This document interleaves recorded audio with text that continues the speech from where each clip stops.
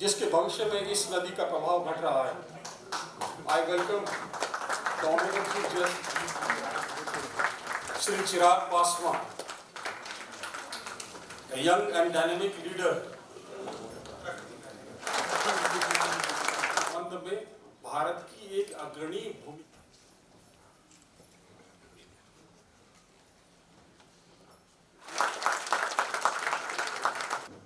हम लोग तालियां थोड़ी ज्यादा बजनी चाहिए।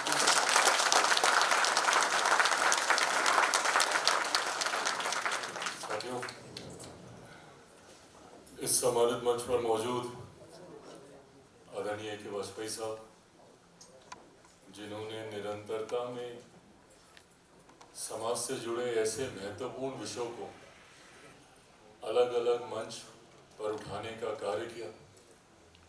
मेरी पार्टी लोक जनशक्ति पार्टी रामविलास के वाइस प्रेसिडेंट, मेरे नेता, मेरे पिता आदरणीय रामविलास पासवान जी के साथ एक साथी, एक सहयोगी की तरह लंबे समय तक इन्होंने कार्य किया। उनकी सोच, उनकी भावनाओं को जनता तक लेकर जाना, उसको मजबूती देने का हमेशा कार्य किया। और आज उनके जाने के बाद एक पिता की भूमिका में मुझे, मेरे परिवार और मेरी पार्टी को भी संभालने का काम किया। एक बार वाजपेयी साहब को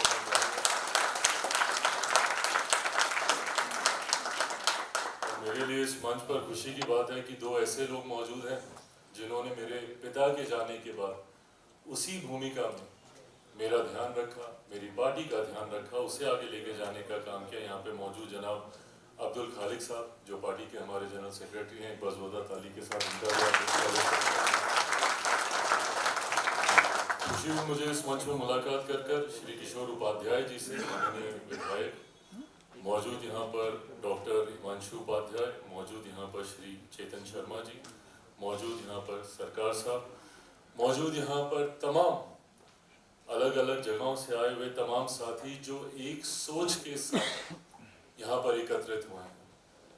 आज गंगा दशहरा के इस अवसर पर जब हम लोग एक साथ एक मंच पर आए हैं तो इसके पीछे की सोच भी यही है कि कैसे हम अपनी इस धरोहर को, माँ गंगा को, उनके उसी निर्मल स्वरूप में आने वाली पीढ़ी को सौंप कर जाए। और ये बड़ी जिम्मेदारी हम सब की है। आज यहाँ पर अगर इतने महत्वपूर्ण विषय को लेकर हम सब एकत्रित हुए हैं तो इस बात की जिम्मेदारी भी हम सब के कंधों के ऊपर है कि ये बातें सिर्फ इस चार दीवारी के भीतर ही ना रहें। इन बातों से जो निष्कर्ष निकले, कैसे हम लोग उसको जनता तक लेकर जाएं। अभी इन्होंने कहा कि जिस तरीके से सरकारें पहल करती हैं तो वो बातें एम्पलीफाई होती हैं।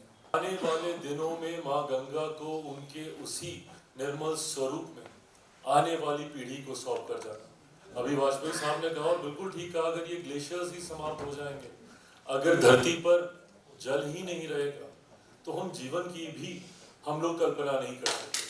जहाँ एक तरफ हम लोग और हमारी सरकार और हमारे प्रधानमंत्री जी 2047 तक भारत को एक विकसित देश बनाने की बात करते हैं।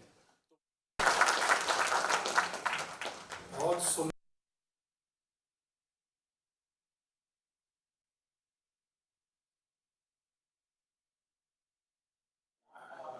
सर, आपकी इस पहल में माँ और छोटा को लेके क्या अवसर शामिल होने के क्या अवसर और कोई भी विधानचल की जिंदा नहीं रह सकता है, उनकी सबसे बड़ी महत्वपूर्ण है। मेरी कल यूनिवर्सिटी